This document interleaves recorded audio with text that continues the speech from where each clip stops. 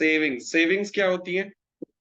Savings आएंगी आपकी income minus consumption, S is equal to Y national income minus consumption in the economy. ये आपकी savings है, savings function.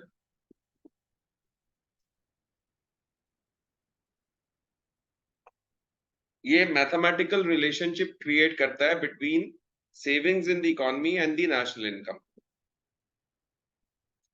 ठीक है, सो इसको हम डिराइव करेंगे कंजम्पशन कर्व की, कंजम्पशन फंक्शन की जो इक्वेशन थी उसकी हेल्प से। ठीक है, सो अभी हमने लिखा savings is equal to income minus consumption, और कंजम्पशन का हमने फॉर्मूला लिखा था C is equal to C bar plus B Y. ये अब इसमें पुट कर देंगे, ये वैल्यू जो है C की, C प्लस बी वाई, वो C की जगह यहाँ पर पुट हो जाएगी।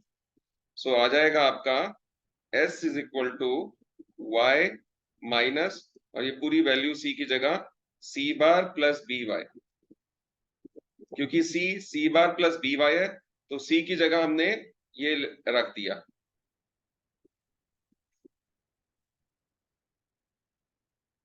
ठीक है, ये पूरा हमने C bar plus B Y रख दिया। सो इसको सॉल्व जब हम करेंगे तो क्या आएगा बताओ?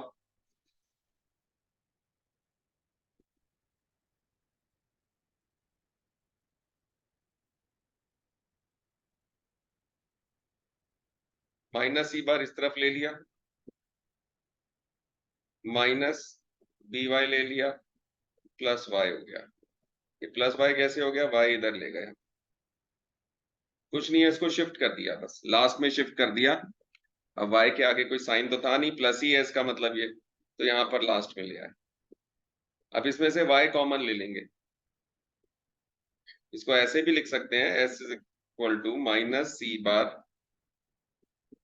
Plus Y minus D Y.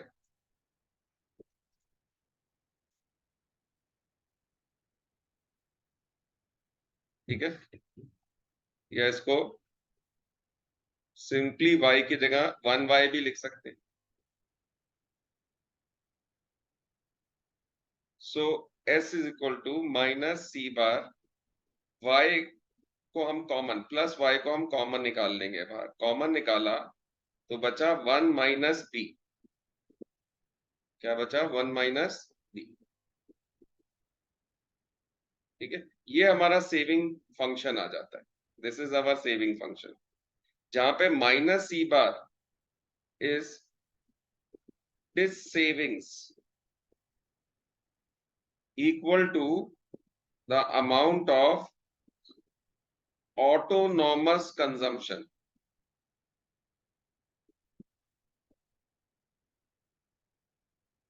Autonomous consumption जितना ये डिस सेविंग्स हो रहा है हमारा, माइनस में है ना तो डिस सेविंग्स, और सी बार ऑटोनॉमस कंजम्पशन है, और माइनस में तो इतनी डिस सेविंग्स हो रही है, this are dissavings at zero level of income, at zero level of income, इतने अमाउंट की डिस सेविंग्स हैं। Y is national income,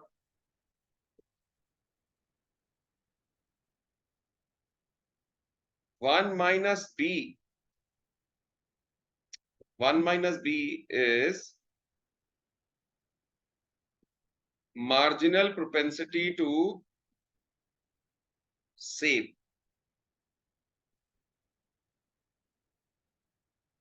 marginal propensity to save, ये one minus B is this, क्योंकि B क्या था? B था marginal propensity to consume, तो one minus B is marginal propensity to save. Okay, ये ऐसे है सेविंग्स। अब propensity to save,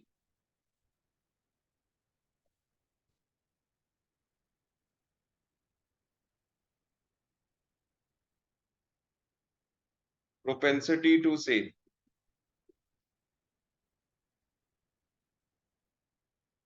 so propensity to save का मतलब हो गया proportion of income, proportion of income saved, यानी इनकम का कौन कितना हिस्सा आप सेव कर रहे हो, वो प्रोपेंसिटी टू सेव है, tendency to save. So propensity जो है वो दो प्रकार से हम डिफाइन करते हैं, average propensity to save and marginal propensity to save. पहले एवरेज वाला ले लेते हैं, average.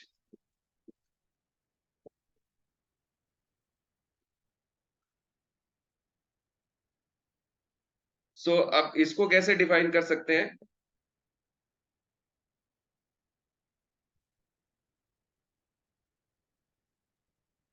Total savings divided by total income, average propensity to save देगा आप। इसको हम ऐसे भी डिफाइन कर सकते हैं, इट इज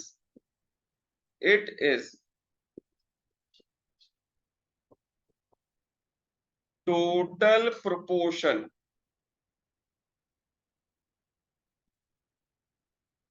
ऑफ सेविंग्स, या इसको हम ऐसे बोल सकते हैं, टोटल सेविंग्स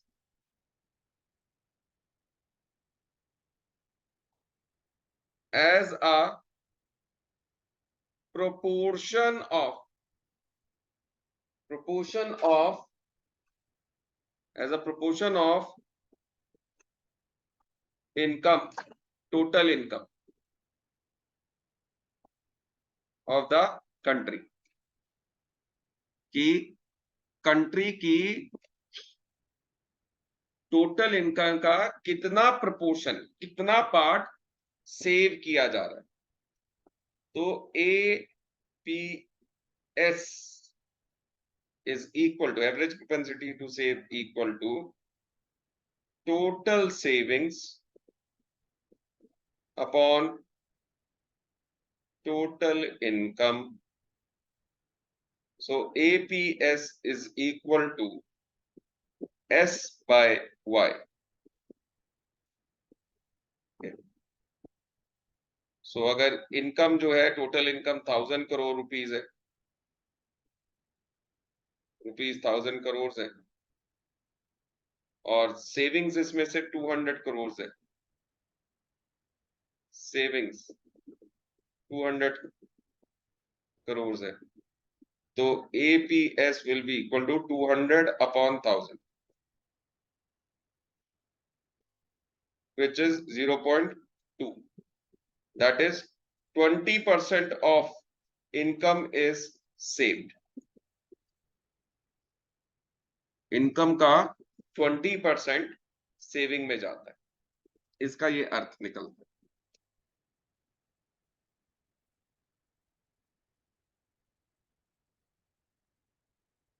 सेविंग कर्व अगर हम बनाते हैं, सेविंग कर्व कभी भी हम बनाते हैं, तो सेविंग कर्व ना ऐसे बनता है, क्योंकि आप देख रहे हो कि सेविंग नेगेटिव में भी जा रही है, तो हम नेगेटिव को भी लेके चलेंगे, y minus Y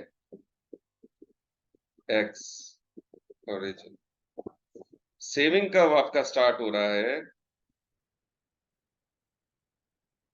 negative zone से,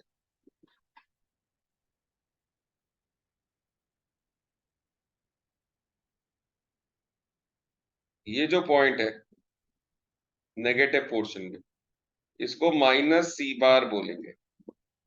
ये जो है ये डिस सेविंग्स है, जिस पॉइंट पे एक्स एक्सिस को मीट कर रहा है, ये इनकम है, ये सेविंग्स है। जिस पॉइंट पे ये एक्स एक्सिस को मीट करता है,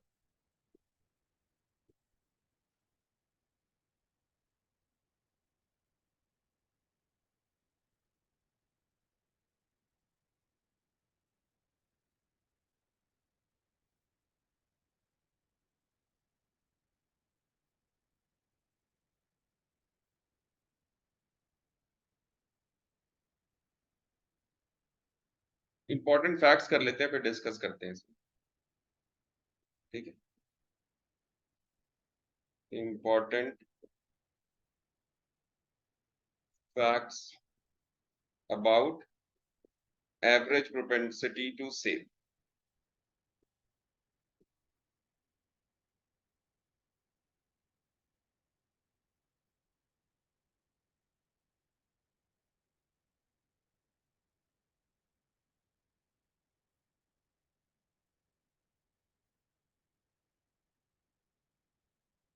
Average propensity to save. First thing to remember in this is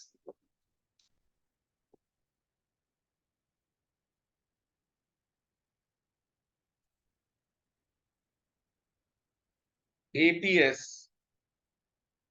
can never be zero.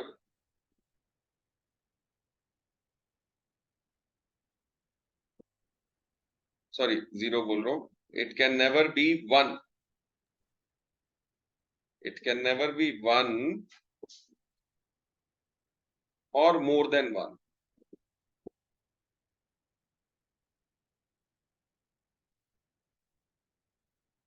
ना तो ये वन हो सकता है, ना ये वन से ज्यादा हो सकता है. ठीक है,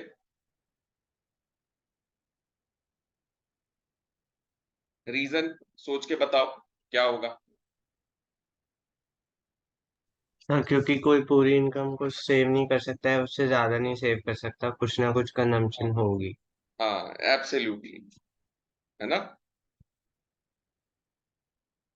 All the income cannot be saved, can't be saved.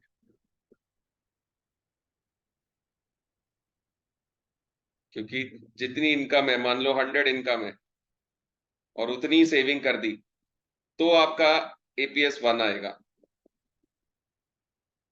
और आपको मान लो 100 इनकम है और आपने 200 सेविंग कर दी, तो आपका जो आएगा वो 2 आएगा. तो ये तो पॉसिबल ही नहीं है, क्योंकि इनकम अगर 100 है तो कुछ तो खाओगे उसमें से. क्योंकि जब इनकम 0 होती है तब भी आप कंजम्पशन कर रहे हो. इनकम होगी तो कंजम्पशन तो होगी ही होगी, पक्की बात है. तो इसलिए ना तो ये 1 हो सकता है, ना ये 1 से ज्यादा हो सकता है. Both the conditions can not be there. ठीक है. Second, APS can be 0. APS can be 0. APS 0 हो सकता है. एपीएस 0 हो सकता है.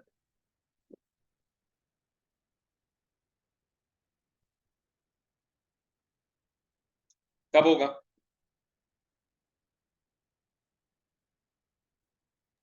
तो जब इनकम जीरो होगी। जब इनकम 0 होगी. जब इनकम 0 होगी तब तो ये माइनस सी बार के बराबर होता है, तब 0 नहीं होगा.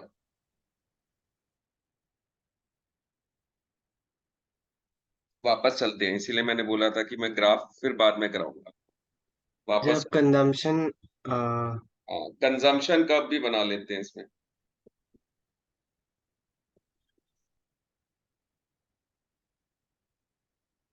मान लो ये कंजम्पशन कर्व है, तो 0 से स्टार्ट नहीं होता, ये थोड़ा ऊपर से स्टार्ट होगा ऐसे.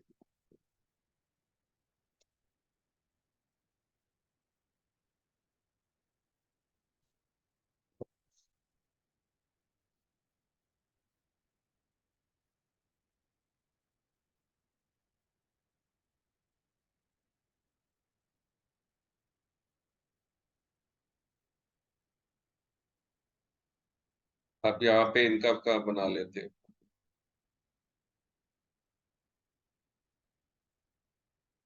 और ये आपका सेविंग कर्व.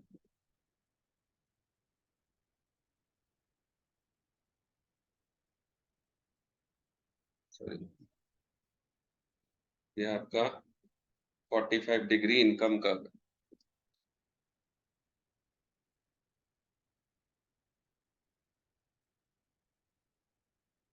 ये आपका कंजम्पशन या ये आपका इनकम।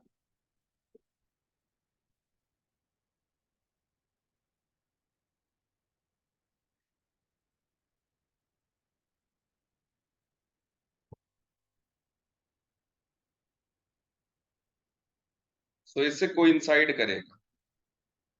इस पॉइंट पे सेविंग्स 0 है, ये सेविंग्स कब हो गया,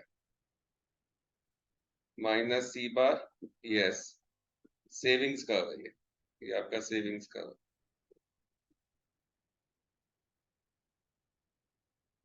ये ब्रेक इवन पॉइंट है, ये भी आपका ब्रेक इवन पॉइंट है।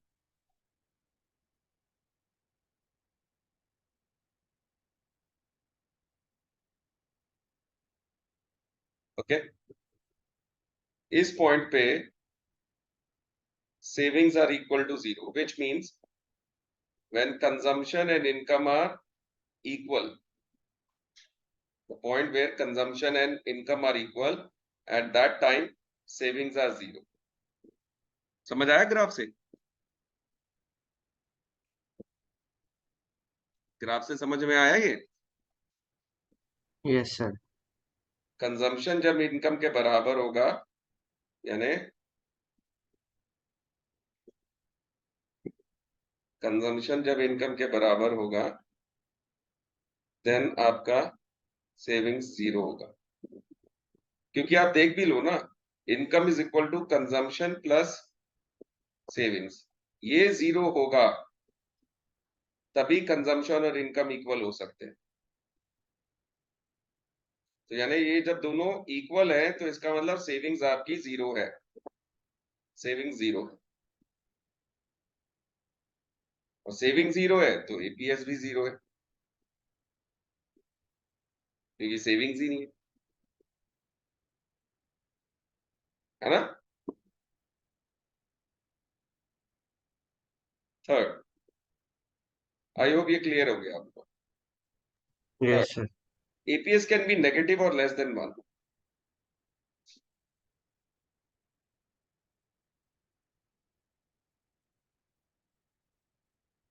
APS can be negative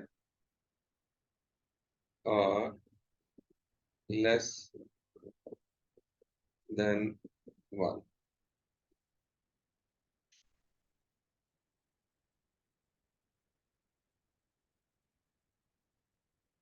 APS can be negative or less than 1, ये कब होगा?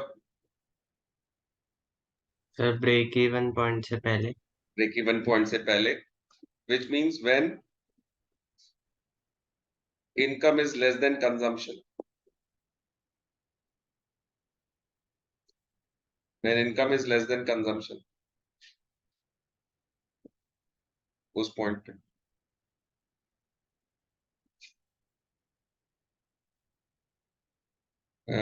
ये लेस देन 0 बोल देंगे हम, लेस देन 0, लेस देन 1 की जगह इसको लेस देन 0। लेस देन 1 तो होता ही है, हर ही केस में होगा लेस देन 1। ठीक है, fourth point, fourth point, APS rises with the rise in income, APS rises with the rise in income। ठीक है, APS rises with the rise in income, the rise in income।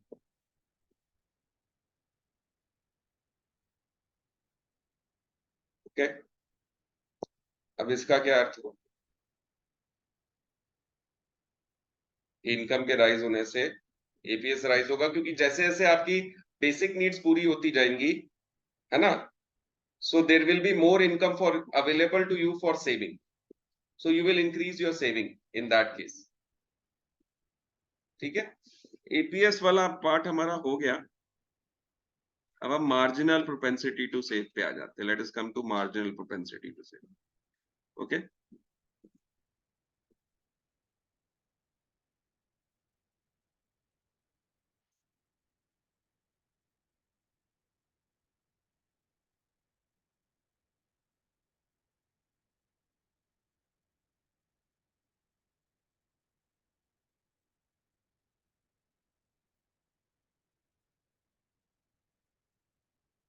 marginal propensity to save. अब ये क्या है? Let us look at this. ये क्या है? MPS. It is the ratio of change in savings to change in income.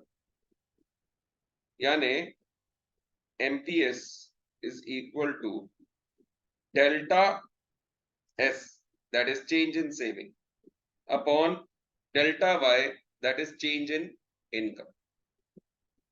इसको आप ऐसे भी बोल सकते हो कि मान लो इनकम इंक्रीज हुई है, तो जितने अमाउंट से वो इंक्रीज हुई है उसका कितना हिस्सा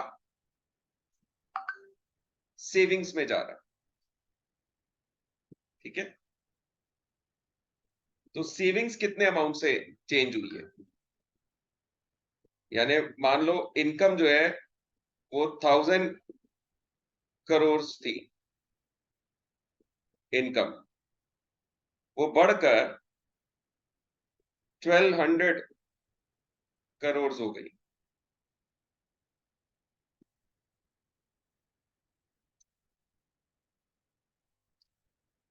पहले सेविंग्स थी 200 और वो बढ़कर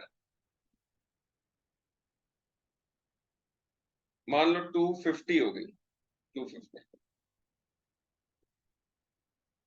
तो इनकम में कितना चेंज आया? 200। सेविंग्स में कितना चेंज आया? 50। तो एमपीएस ऐसे कैलकुलेट होगा, 1/4, that is 0.25। Okay, 25% of increased income is spent. Income का बढ़ा हुआ हिस्सा का 25%, 25% स्पेंडिंग सेव कर दिया जाता है। स्पेंड नहीं, सेव्ड। मैंने स्पेंड गलत लिख दिया, saved is saved.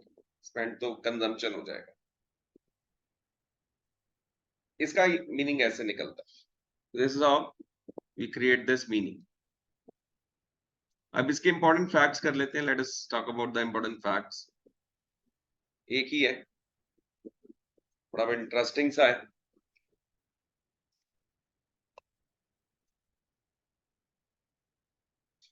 Important fact about MPS.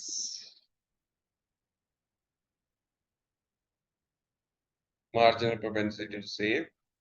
The value of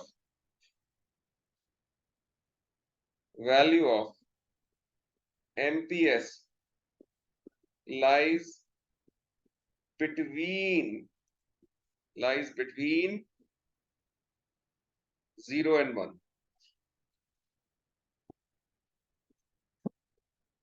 0 और 1 के बीच में लाई करती है एमपीएस की वैल्यू। एमपीएस की वैल्यू 0 और 1 के बीच में लाई करती है। ठीक है, हाउ कम, बता पाओगे कैसे?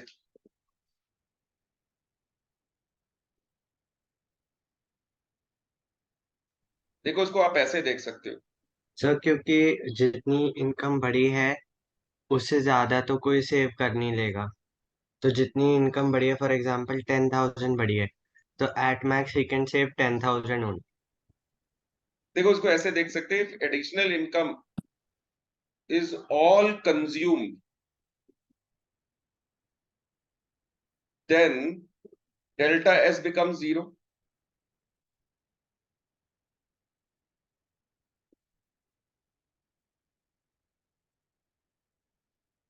ठीक है, delta S becomes 0, savings becomes 0. So MPS will become what? MPS will become what? 0 upon delta y, which will be 0.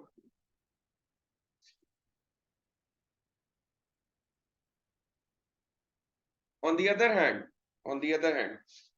if additional income, जो भी आपकी इनकम बढ़ी है, additional income is all saved, then delta s is equal to delta y. जितनी increase थी income में वो सारी की सारी सेव हो गई. So MPS will be equal to, होता फॉर्मूला क्या है, delta S by delta Y, but delta S की जगह डेल्टा वाई लिख सकते हैं, तो ये हो जाएगा delta Y by delta Y. दोनों कैंसिल हो जाएंगे, 1 आ जाएगा, तो एमपीएस विल बिकम 1, क्योंकि डेल्टा एस डेल्टा वाई के इक्वल है, तो डेल्टा एस की जगह हमने यहाँ पे डेल्टा वाई डाल दिया, तो delta Y by delta Y हो गया और ये क्रॉस हो गया. तो यानी एमपीएस की मिनिमम वैल्यू 0 और मैक्सिमम वैल्यू 1 रहेगी. एमपीएस की मिनिमम वैल्यू 0 और मैक्सिमम वैल्यू 1 रहेगी, और इसके बीच में ही लाई करेगा. एमपीएस इसी के बीच में लाई करेगा. ठीक है, ये इसका इंपॉर्टेंट फैक्ट है. अब relationship between, let us do relationship between APS and APC. relationship between APS and APC.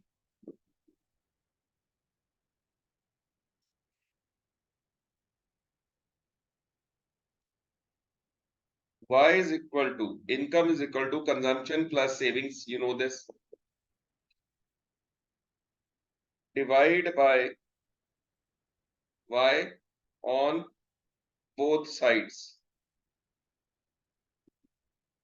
So you get Y by Y equal to C plus S upon Y, which can be Y by Y equal to C by Y plus S by Y. अब y by 1, y तो cancel होके 1 आ गया.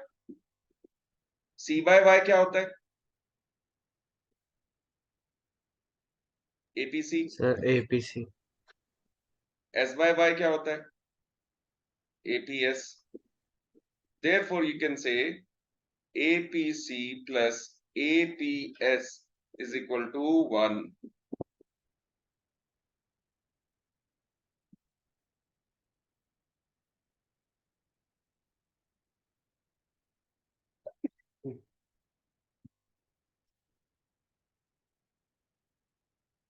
Okay, अब करते हैं relationship between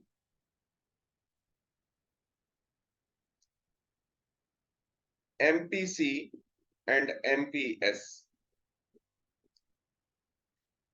y is equal to c plus s, consumption plus savings हमें पता है.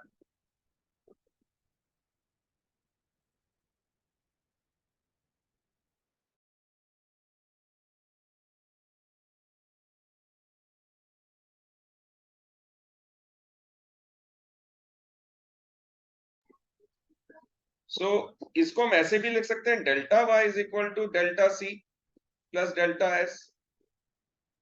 डेल्टा लगा लिया सब पे, dividing by delta Y on both sides.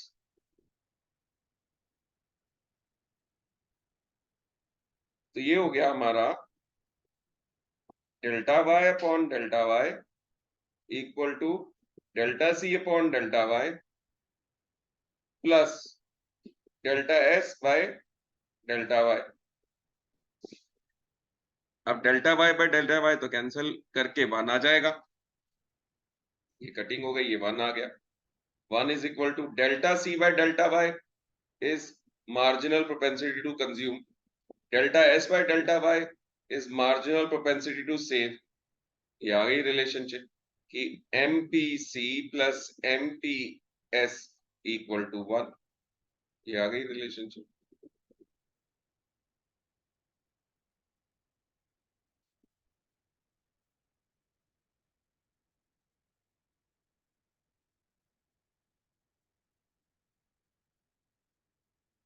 ठीक है।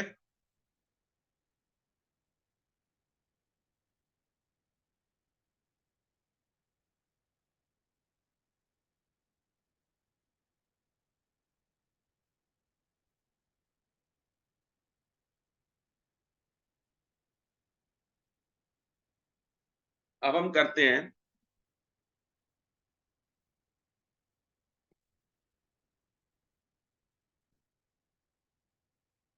रिलेशनशिप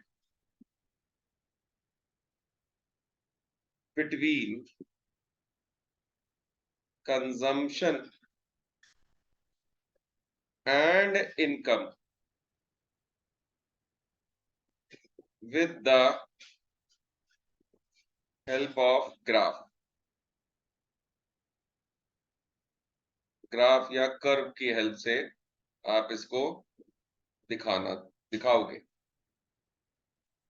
ठीक है, तो पहले हम इसका डायग्राम बना लेते हैं। कंजम्पशन इनकम कर्व का एक डायग्राम बना लेते हैं।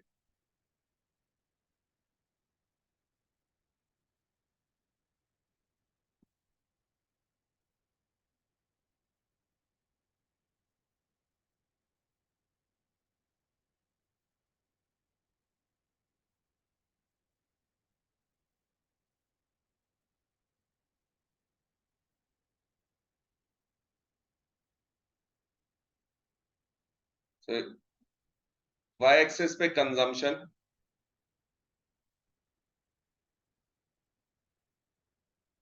एक्स एक्सिस पे इनकम बना दी हमने। इनकम का बनाने के लिए हम एक 45 डिग्री लाइन बनाएंगे। क्यों बनाएंगे 45 डिग्री लाइन, अभी हम विल डिस्कस दिस। शायद मैंने बताया भी था पिछली क्लास में, but still we can discuss.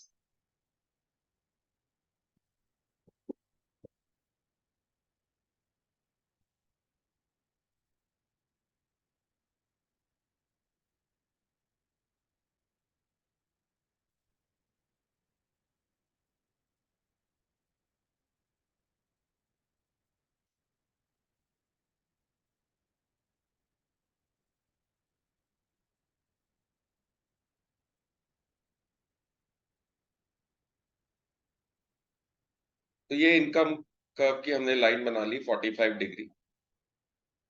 जब हम कंजम्पशन कर्व की लाइन बनाएंगे तो हम जीरो से स्टार्ट नहीं करते, we start from a point above zero, which means कि at zero level income also there is some consumption, there is some consumption, और इसको हम सी बार से मार्क करते हैं। सी बार से मार्क करेंगे, सी बार से इस तरफ सी लिख देंगे। सी स्टैंड फॉर कंजम्पशन का, वाई स्टैंड फॉर इनकम का। एक पॉइंट पे ये एक दूसरे को मीट करेंगे, इसको ब्रेक इवन पॉइंट बोलते हैं, बी, ब्रेक इवन पॉइंट। ठीक है, ब्रेक इवन पॉइंट पे income and consumption are equal, y is equal to सी।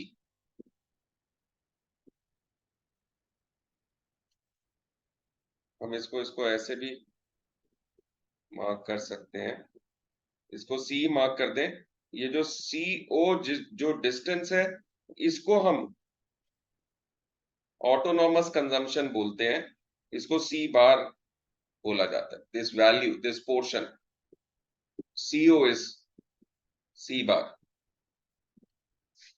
ठीक है, तो अब इसी को एक्सप्लेन करना है, इसी ग्राफ को जो हमने ड्रॉ किया है, इसी ग्राफ को हमने एक्सप्लेन करना है। ये 45 डिग्री लाइन है, 45 डिग्री। तो सबसे पहले from the diagram, from the diagram,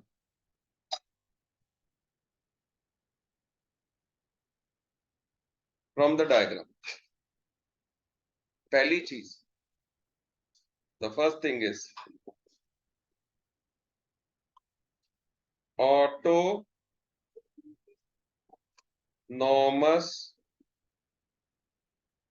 consumption, पहली चीज हमें ये पता दिखाई देती है, ऑटोनॉमस कंजम्पशन। ऑटोनॉमस कंजम्पशन क्या चीज है? कंजम्पशन व्हेन, तो सी बार है डायग्राम में तो, हाँ, मतलब डेफिनेशन बतानी है। Consumption curve, consumption curve does not start from the origin. Consumption curve जो है वो ओरिजिन से स्टार्ट नहीं होता। Consumption curve starts from a point C on the y-axis. So ये उस कंजम्पशन को रिप्रेजेंट करता है जब नेशनल इनकम जीरो है। It is that consumption when the national income is zero. तो अगर इनकम जीरो भी होगी, मान लो किसी देश की, तो उस देश के लोग कंजम्पशन करना बंद नहीं कर सकते। चाइना, सॉरी चाइना बोल रहा हूं, पाकिस्तान, श्रीलंका का हाल बुरा है अभी इस समय, बट कंजम्पशन बंद नहीं हुआ, बोरो कर रहे हैं वो, they are going to IMF, international monetary fund, and asking for money. तो this means there is consumption even when the income is zero. Income नहीं है तब भी कंजम्पशन हो रहा है। और ऐसे कंजम्पशन को जब इनकम जीरो हो और कंजम्पशन हो रहा हो, तो इसको ऑटोनॉमस कंजम्पशन बोलते हैं। ये ओसी है, ओसी लेवल है डायग्राम में। डायग्राम में देखेंगे तो ओ से सी, ये इसको ऑटोनॉमस कंजम्पशन कहा जाता है, and it is represented by C bar. C bar से इसको रिप्रेजेंट करते हैं ऑटोनॉमस कंजम्पशन। ठीक है, तो ये तो हो गया autonomous consumption. Second thing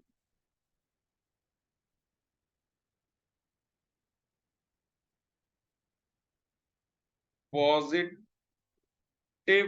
sloped.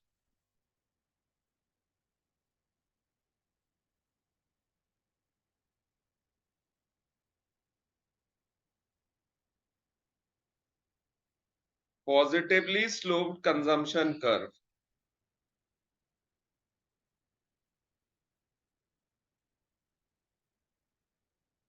Positively sloped consumption curve.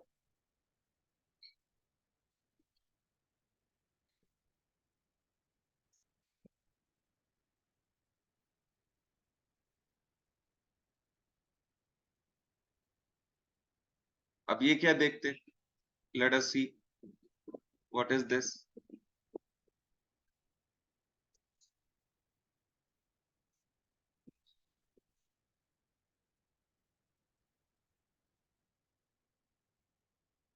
ठीक है, let us see what is this.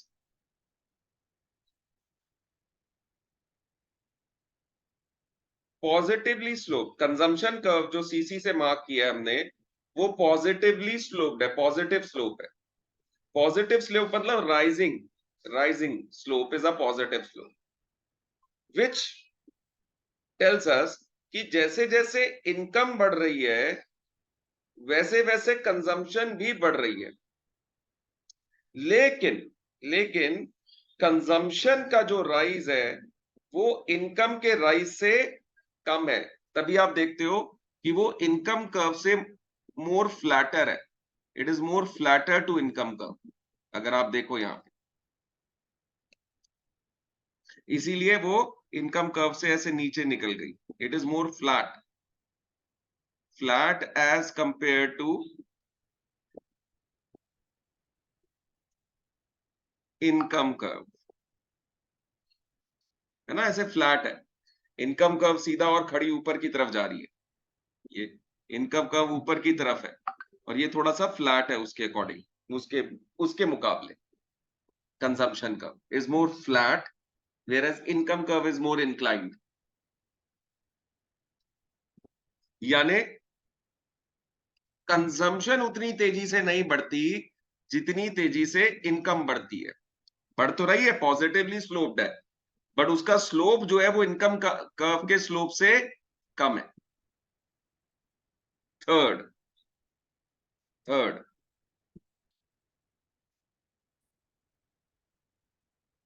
Significance significance of 45 degree line. हमने 45 डिग्री लाइन बनाई और उसको हमने क्या बना दिया, इनकम कर्व बोल दिया। तो ऐसा क्यों किया कि हमने 45 डिग्री लाइन बनाकर उसको इनकम कर्व बोल दिया, ऐसा क्यों किया? ठीक है, so why did we do that?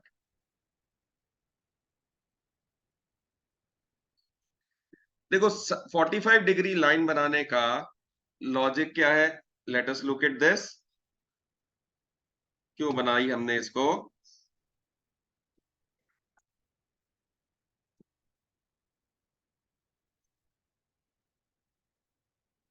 तो अगर ऊपर देखेंगे, हम एक बार वापस चलते हैं ग्राफ पे, ये देखें यहां पर 45 डिग्री लाइन बनाने का मतलब है कि अगर मैं कोई भी पॉइंट लूं इस पे, इस लाइन पे, एक अलग कलर ले लेते हैं, ऑरेंज कलर का ये पॉइंट ले लिया मैंने, एक पॉइंट ये ले लिया, इस पॉइंट को मैंने बोल दिया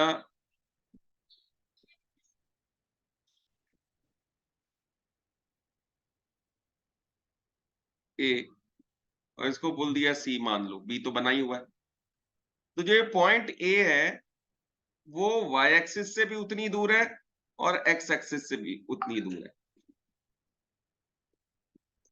ठीक है, पॉइंट सी भी वाई एक्सिस से भी उतनी दूर है और एक्स एक्सिस से भी उतनी दूर है, same same distance, which means कि ये इनकम और कंजम्पशन की इक्वालिटी पॉइंट्स को रिप्रेजेंट करता है।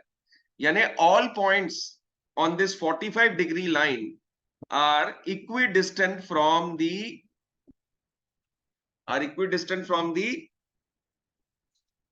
x axis and y axis, दोनों एक्सिस से ही इक्वल डिस्टेंस पे हैं। यानी ये जो पॉइंट है ये इनकम और कंजम्पशन की इक्वालिटी को दिखाएगा। यानी इस लाइन पे जितने भी पॉइंट्स आपको मिलेंगे उसमें हर एक पॉइंट पे इनकम और कंजम्पशन इक्वल होगी, इनकम और कंजम्पशन इक्वल होगी हर पॉइंट पे। Therefore, it helps to indicate whether consumption spending is equal, greater or less than the level of income, क्योंकि इसके सारे पॉइंट्स इनकम और कंजम्पशन की इक्वालिटी को दिखाते हैं। तो इसके ऊपर या नीचे होने से कोई भी पॉइंट हमें यह बता पाएगा कि वो इनकम से बड़ा है या इनकम से छोटा है। तो कंजम्पशन इनकम से ज्यादा है या कंजम्पशन इनकम से कम है या कंजम्पशन इनकम के इक्वल है, ये हम पहचान पाएंगे इस लाइन को बनाकर। अगर ये लाइन ना बनाते तो हमें कंजम्पशन को इनकम से कंपेयर करना मुश्किल हो जाता। तो 45 डिग्री लाइन हमारे को कंपैरिजन में हेल्प करती है, कंजम्पशन को इनकम के साथ कंपेयर करने में हेल्प करती है। अब ये कंपैरिजन क्यों चाहिए? कंपैरिजन इसलिए चाहिए कि हम जान पाए कि कब हम अपनी इनकम से ज्यादा खर्च कर रहे हैं, कब हम अपनी इनकम के बराबर खर्च कर रहे हैं और कब हम अपनी इनकम से कम खर्च कर रहे हैं, ऐसा हम जान पाए। फिर आ जाते हैं, पॉइंट बी मार्क किया था हमने जिसको हमने ब्रेक इवन पॉइंट बोला था, ब्रेक इवन पॉइंट। जरा आ जाओ वापस देख लेते हैं एक बारी ग्राफ पे, चलते हैं ग्राफ पे एक बारी, जरा चल के इसको देखें। ब्रेक इवन पॉइंट है ना, ये पॉइंट बी है, break even point, break even point. क्या था हमने बोला यहां पर, इनकम और कंजम्पशन इक्वल है, क्योंकि ये इनकम कर्व पे वाई पे लाई कर रहा है और वाई पे क्या होते हैं, सारे पॉइंट्स ही वाई के जो हैं वो इक्वालिटी को रिप्रेजेंट कर रहे हैं, कंजम्पशन और इनकम। तो ये हमारे को वो पॉइंट बताता है जब कंजम्पशन और इनकम इक्वल है, विच मींस सेविंग जीरो है, savings are zero at this point, क्योंकि जितनी इनकम आ रही है उतनी कंजम्पशन भी हो रही है। ओके, इसको हम मार्क भी कर सकते हैं, करना चाहें तो हम क्या कर सकते हैं, इस पॉइंट से अगर हम कोई लाइन ड्रॉप करें इधर ऐसे और इसको एम मार्क कर दें, तो ये जो ओएम लेवल ऑफ इनकम है उस पर इनकम और कंजम्पशन इक्वल है। ठीक है। सो अगर वो 200 करोड़ है तो 200 करोड़ जब इनकम होगी इकोनॉमी के अंदर, पूरी इकोनॉमी में, तो वो ब्रेक इवन पॉइंट होगा, उतनी कंजम्पशन भी होगी। अब नेक्स्ट पॉइंट, सेविंग्स। सेविंग्स कैसे पता चलेंगी इस ग्राफ से? How do we come to know about the savings?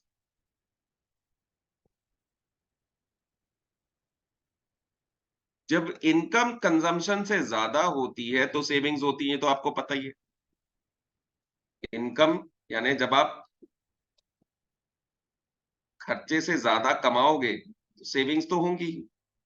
जितना आपका खर्चा है उससे ज्यादा आपकी अगर इनकम है तो सेविंग्स होंगी। ग्राफ पे देखते हैं कैसे पता लगता है हमारे को। इनकम कर्व का वो हिस्सा, इनकम कर्व का वो हिस्सा, थोड़ा क्लीन कर देते हैं इसको।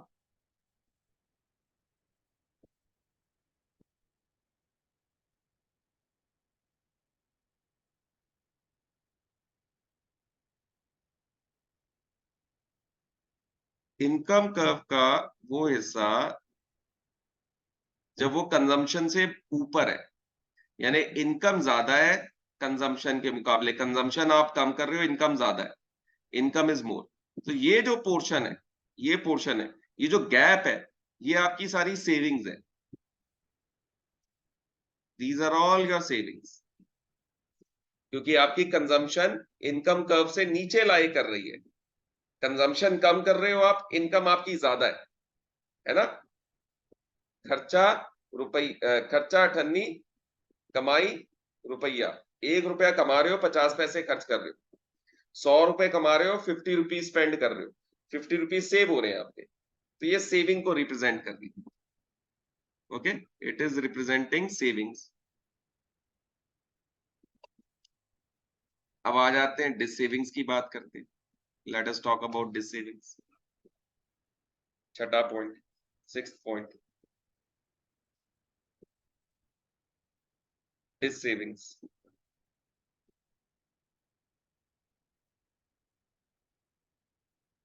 अब इसमें क्या हो रहा है? Let us look at that, what is happening here.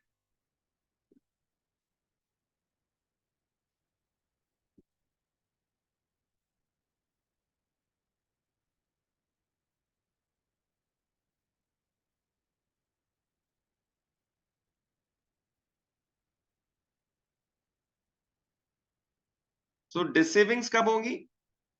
जब आपका खर्चा ज्यादा है और इनकम कम है, यानी ग्राफिकली ग्राफ पे चलते देखते, खर्चा ज्यादा और इनकम कम, ग्राफ पे इसको कैसे देखेंगे? Late us look at this. अब ये वो हिस्सा होगा, वो हिस्सा होगा जब